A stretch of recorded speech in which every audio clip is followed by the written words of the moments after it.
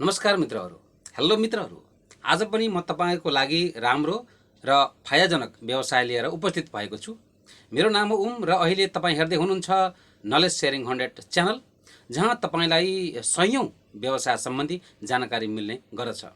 आजको हाम्रो शीर्षक जिरो लगानी खेती सम्बन्धी छ र मैले समयको बर्बाद नगरी यो शीर्षक सम्बन्धी सुरु गर्न भन्दा पहिला मेरो यहाँहरूलाई आग्रह के छ भने, यदि तपाईँ नयाँ हुनुहुन्छ भने कृपया यो च्यानललाई सब्स्क्राइब गर्नुहोला, ताकि मैले पोस्ट गरेका सबै भिडियो तपाईँ कहाँ आइपुगुन् भन्न चाहन्छु र सबैलाई भन्दा पहिला तपाईँ कहाँ आइपुगोस् भन्न चाहन्छु। मित्रहरू, मैले सधैँ भन्ने गरेको कुरा भिडियो अन्तिमसम्म हेर्नुहोला, ताकि यो व्यवसाय सम्बन्धी तपाईको मनमा भएको सबै शङ्का उपशङ्काहरू स्पष्ट हुन सकोस्। होइन भने आधा बुझेर मात्रै यो व्यवसाय नगरेको राम्रो। आउनुहोस् त सुरुवात गरौँ।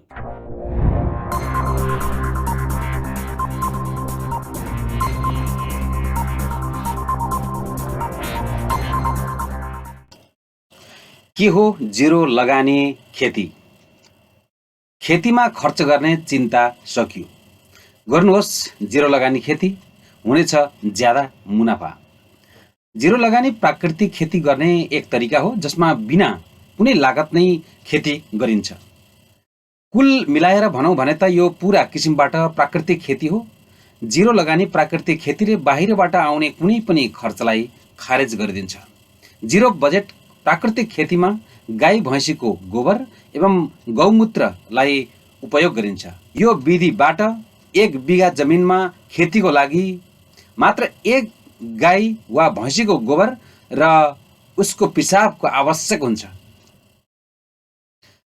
अवस्थित खेतीको दौडमा एक यस्तो व्यवसाय बनेको छ जहाँ लागत बढिरहेको छ भने आयमा कमी आएको छ। नयाँ तरिकाको प्रयोग गर्नको लागि महँगो मेसिन, महँगो गोबर, महँगो बिउ र महँगो कीटनाशकले खेतीको लगानीलाई बढाइदिएको छ। यस्तो गर्नुभन्दा त जिरो लगानी खेती नै किसानहरूको लागि वरदान जस्तै हुन सक्छ, जोसँग महँगो खेतीको लागि पुँजीको अभाव हुन्छ। तर यदि जिरो लगानी प्राकृतिक खेती गरियो भने निश्चय रूपमा किसानहरूको लगानी कम हुने, थोरै लगानीमा धेरै फाइदा मिल्नुका साथै उब्जाउ राम्रो र गुणस्तर हुनुको कारण त्यसको मूल्य बजार भाउ राम्रो मिल्नेछ। जिरो लगानी खेती मतलब प्राकृतिक खेती भनेर हामीले मान्न सकिन्छ। खेतीको नयाँ तरिकासँगै किसान आफ्नो खेतमा रासायनिक गोबर अन्धाधुन्दा प्रयोग गरिरहेका छन्, जसले किसानलाई बालीमा वृद्धि हुनभन्दा पनि लगानीमा बढी वृद्धि भइरहेको हुन्छ।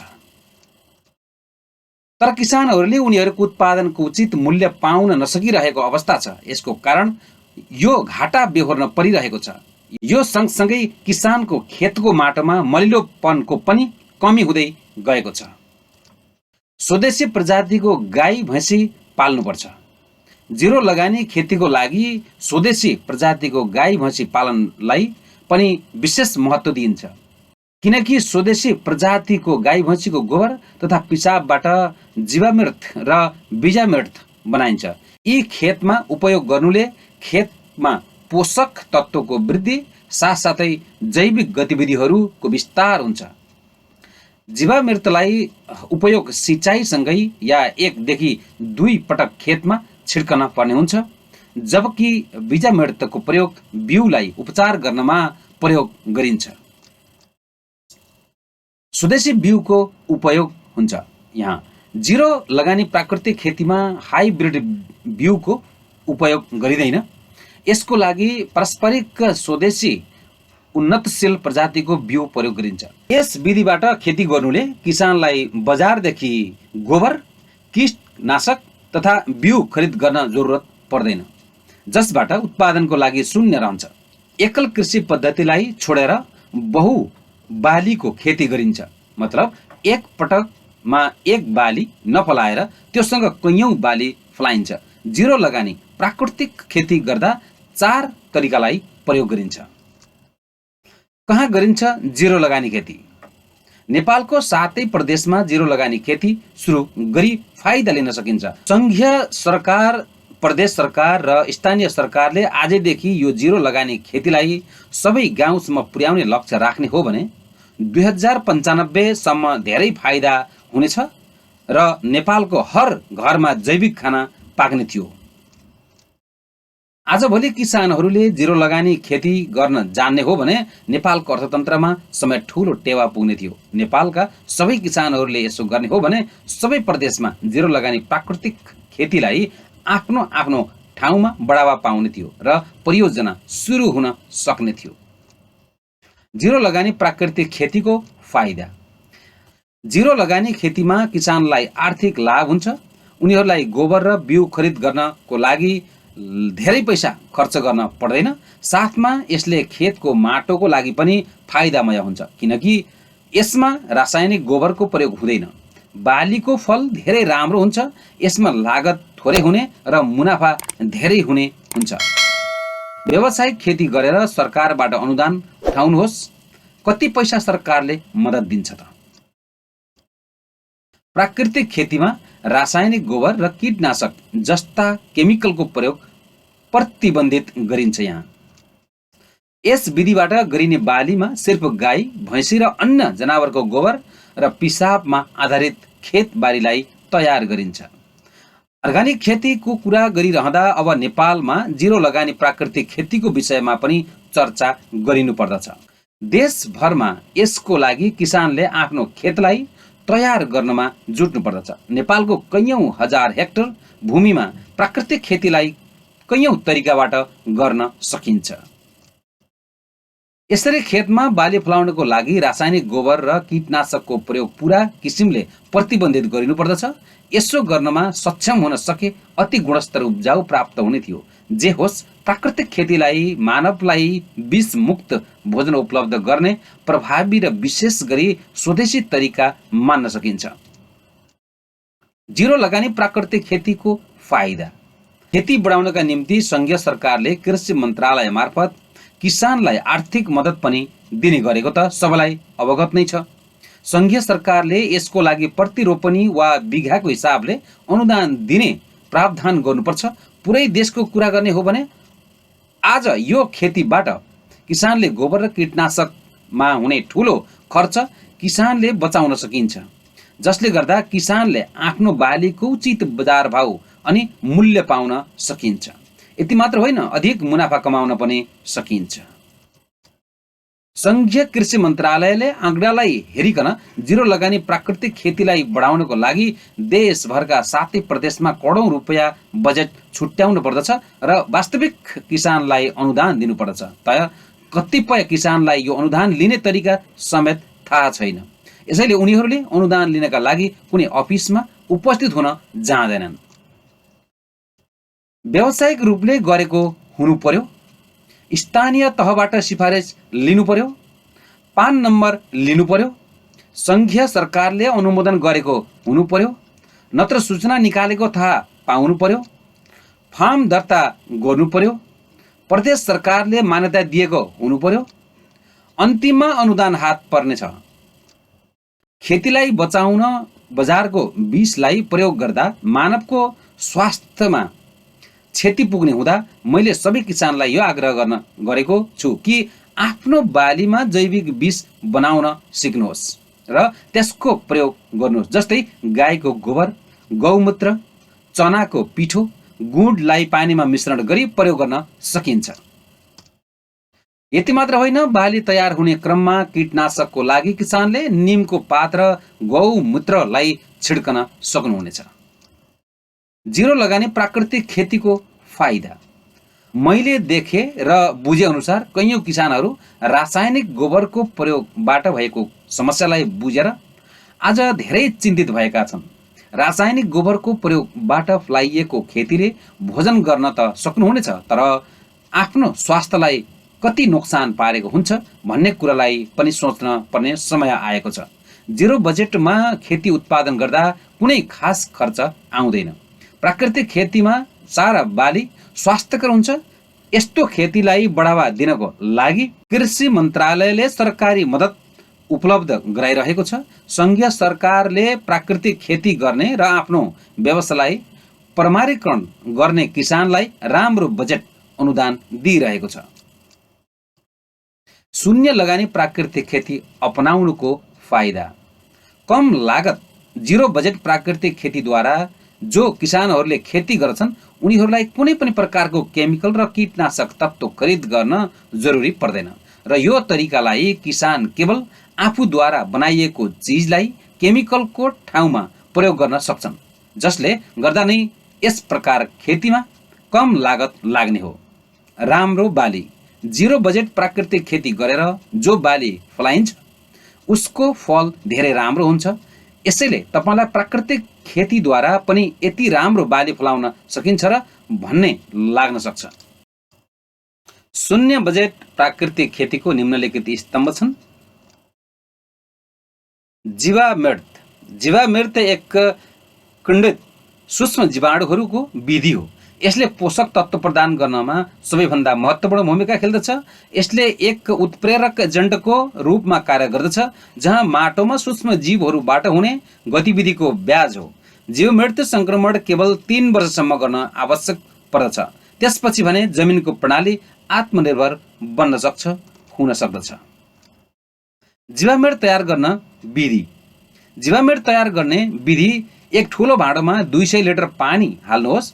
10 किलोग्राम ताजा गाईको गोबर, 5 देखि 10 लिटर गाईको पिसाब, 2 किलोग्राम गुड, 2 किलोग्राम दालको पिठो र 2 मुट्ठी धमिराको माटोलाई मिलाएर राम्रोसँग घोल्नुहोस् र यसलाई 48 घण्टासम्म छायामा राख्नुहोस्। दिनमा 2 पटक लट्ठीले क्लकवाइज दिशामा घुमाउँदै घोल्नुहोस्। 48 घण्टापछि जीवामृत प्रयोगको लागि तयार हुनेछ। प्रयोग विधि कसरी गर्ने? लगभग 10 कट्ठा जमिनको लागि 200 लिटर जीवामृत पर्याप्त हुन्छ। जीवामृत प्रयोग गर्दा सुक्खा जमिनमा भने हाल्नु हुँदैन। सिँचाइको पानी छाडिसकेपछि वा जमिन भिजेपछि मात्रै जीवामृतलाई महिनामा 2 पटक हाल्न सकिन्छ, छिड्कन सकिन्छ। बीजामृत। बीजामृत यो बिउ रोपाई या कुनै पनि रोपण सामग्रीको लागि उपयोग गरिने वाला उपचार मानिन्छ। बीजामृत सँगसँगै माटो र बिउमा फंगस बिमारीबाट बचाउनमा सहयोग गर्दछ, जो खास गरी बर्सातको अवधिपछि बिरुवाहरूलाई प्रभावित गर्दछन्। यसको लागि स्वदेशी गाईको गोबर, एक शक्तिशाली प्राकृतिक फंगस नाशक गाईको पिसाब, एक मजबुत एन्टिब्याक्टेरियल तरल र चुना वा धमिराको माटोको मिलावट सामग्रीबाट बनाइन्छ। बीजामृत तयार गर्ने विधि। बीजामृत तयार गर्ने विधि: 5 किलोग्राम ताजा स्वदेशी गाईको गोबर, 5 लिटर गौमूत्र, 50 ग्राम चुना र 20 ग्राम धमिराको माटोलाई 20 लिटर पानीमा 24 घण्टाको लागि राख्नुहोस्। 2 दिनमा 2 पटक लट्ठीले क्लकवाइज दिशामा घुमाउँदै घोल्नुहोस्। 24 घण्टापछि बीजामृत प्रयोगको लागि तयार हुनेछ। बीजामृत प्रयोग विधि। बिउको उपचारको रूपमा बीजामृतलाई लिन्छ र यो कुनै पनि बिउमा प्रयोग गर्न सकिन्छ। बीजामृतमा बिउलाई केही समयको लागि छाड्नुहोस् र घुमाउँदै राख्नुहोस्। बिउलाई 24 घण्टा पछि निकालेर राम्रोसँग सुकाउनुहोस्। यसरी बिउलाई बिग्रनबाट बचाउन सकिन्छ अनि अब बिउ उमार्नको लागि उपयोग गर्नुहोस्। अन्तमा बाली मुख्य रूपबाट शून्य बजेट प्राकृतिक खेतीलाई शून्य बजेट सिद्ध गर्छ। यसको यो अर्थ होइन कि किसानसँग कुनै लागत छैन, बरु यो हो कि कुनै पनि लागत भुक्तान अन्तिममा बालीको आयबाट नै हुनेछ, जसको खेती शून्य बजेट गतिविधिको नजिक पुग्नेछ। सम्पूर्ण शून्य बजेट प्राकृतिक खेती पद्धति नेपालमा गाई भैँसीमा केन्द्रित हुन सक्छ, जो ऐतिहासिक रूपबाट हेर्दा केही हदसम्म नेपाली ग्रामीण जीवनको भाग पनि हो। किन राखिएको हो यसको नाम जीरो बजेट प्राकृतिक खेती भनेर तपाईलाई लाग्न सक्छ? यो तरिकाद्वारा खेती गर्नको लागि किसानहरूले बजारबाट कुनै पनि प्रकारको केमिकल्स खरिद गर्न जरुरत पर्दैन, जसको कारण जीरो बजेट प्राकृतिक खेती गर्दा 0 रुपैयाँको खर्च आउने भएकोले यो खेतीलाई जीरो बजेट प्राकृतिक खेतीको नाम दिइएको हो। हुन त यस प्रकारको खेती गरेपछि गोबर बनाउनमा थोरै खर्च आउँछ, तर रासायनिक खेतीमा जस्तो भने ठूलो खर्च गर्न पर्दैन। के हुन्छ जीरो बजेट प्राकृतिक खेतीमा? जीरो बजेट प्राकृतिक खेतीमा कृषि अभ्यास हो। जीरो बजेट प्राकृतिक खेती एक कृषि अभ्यास हो जहाँ बालीमा कीटनाशक या अन्य केमिकल तत्त्वको प्रयोग गरे बिना नै बाली उमार्न र फलाउन सकिन्छ। जीरो बजेट प्राकृतिक खेती तरिकाबाट खेती गरेर जो बाली उमारिन्छ फलाइन्छ त्यसको विकास गर्नको लागि केमिकल्सको ठाउँमा प्राकृतिक गोबरको प्रयोग गरिन्छ र यो आफैले तयार गरिन्छ। जमिनको लागि फाइदा उत्तिकै छ। केमिकल्स र कीटनाशक तत्त्व बालीलाई कुनै पनि किराले वा बिमारले बिगार्न नसकोस् भनेर नै प्रयोग गरिन्छ र बाली राम्रो होस् र बालीमा विकास हुन सकोस् भनेर नै हो। हुन त जब किसानहरूद्वारा केमिकल र कीटनाशक तत्त्वलाई छिड्कन्छन् त यसकै कारण जमिनमा उब्जाउपनलाई नोक्सान पुर्याउँछ अनि केही समयपछि जमिनमा बाली राम्रो हुन सक्दैन। तर जीरो बजेट प्राकृतिक खेती तरिका यो प्रयोगबाट सबै किसानद्वारा खेती गरियो भने यसको मद्दतबाट जमिनमा उब्जाउपन रहिरहन्छ र बाली राम्रो हुने हुन्छ। जीरो बजेट प्राकृतिक खेती प्रसिद्ध हुनुका कारण अब हाम्रो देशमा केमिकल्सको प्रयोग खेती सुस्तरी कम्ती हुन थालेको छ। कैयौँ ठाउँमा जीरो बजेट प्राकृतिक खेतीलाई बढावा दिनमा पनि लागिरहेका छन् ताकि उनीहरूको ठाउँमा किसान पनि केमिकल्सको सट्टा प्राकृतिक चिजलाई प्रयोग गरेर खेती गर्नको लागि प्रोत्साहित हुन सकोस्।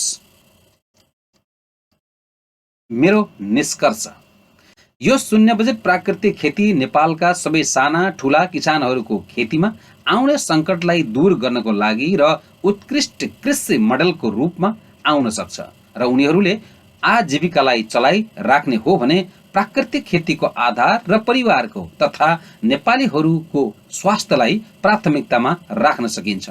यो बाहेक निवेशलाई समाप्त गर्न र साधन स्रोतको उपयोग गरेर परिस्थितिमा बसेको माटोलाई फेरिदेखि जीवित र स्वास्थ्य राख्न साथै आय वृद्धि गर्न बहुस्तरित बाली प्रणाली माध्यमबाट जलवायु लचिलोपनलाई कम गर्ने माध्यमबाट किसानहरूको लागतलाई कम गर्न र विविध सहयोग समेत पुग्नेछ। गएको केही समयदेखि किसानहरू रासायनिक खेती प्रतिको प्रवृत्तिमा कमी देखिन लागेको छ।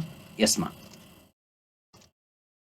यो प्रवृत्तिलाई प्रयोग गर्ने किसानलाई कर्जाको झन्झटबाट पनि मुक्त रहनेछ। अत हामी यस सन्दर्भमा अझै बढी गम्भीरताका साथ विचार गर्न आवश्यकता छ ताकि वातावरणलाई सुरक्षित राख्दै किसान दाताको उब्जाउ एवं आयमा वृद्धिको विकल्प पनि सम्भव हुन सकोस् र आम्दानीमा वृद्धिको मार्गलाई प्रशस्त गर्न सकियोस्। यसैले शून्य बजेट प्राकृतिक खेती कृषि मोडेललाई जीवित राख्न र उत्साहजनक परिणामलाई अपनाउन राम्रो हुन्छ।